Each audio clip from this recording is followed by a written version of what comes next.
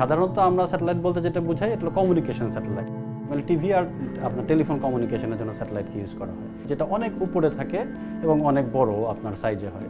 কিন্তু nano satellite নামটাই হলো ন্যানো, মানে ছোট। তা আমাদেরটা হবে 10 × 10 সেন্টিমিটার।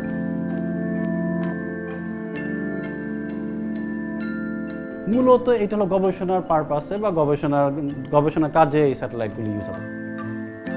আমাদের এই স্যাটেলাইট যেহেতু অনেক নিচু অরবিটে থাকবে, মানে আপনার মাত্র 350 কিলোমিটার উপরে থাকবে, এখান থেকে আমরা খুবই হাই কোয়ালিটির ছবি পাবো। তো এই ছবি অ্যানালাইসিস করে আমরা এই সুবিধাটা একটা পাবো।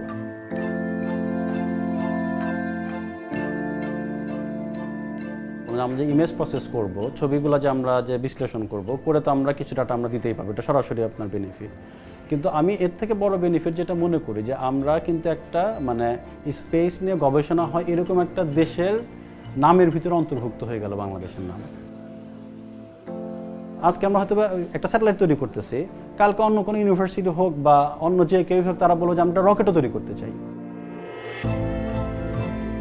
সারা ওয়ার্ল্ডে কিন্তু দেখেন সমস্ত ইনভেস্টররা চায়নায় আসতেছে, ইন্ডিয়া আসতেছে, বিকজ শ্রম সস্তা এবং ওরা জানে যে এখানকার ছেলেপেলেরা ক্যাপাবল এগুলো জিনিস তৈরি করার জন্য, তাই না? সো এই একই ইমপ্রেশন আমাদেরও তৈরি হবে যে আমরা বাংলাদেশে ছেলেপেলে আছে যারা ইলেকট্রনিক্সের জিনিসপত্র তারা ইনভেন্ট করতে পারে, তাহলে এই কোম্পানিটা আমরা ওইখানে নিয়ে যাই।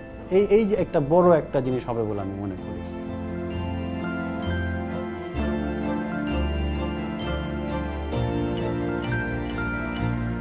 আশা করতেছি যে এটা হয়তো বা আমরা 2017 পৃথিবী থেকে এটা স্পেসে যাবে, ISS-এ যাবে। মার্চ থেকে জুনের মধ্যে স্পেসে ডিপ্লয় করা হবে।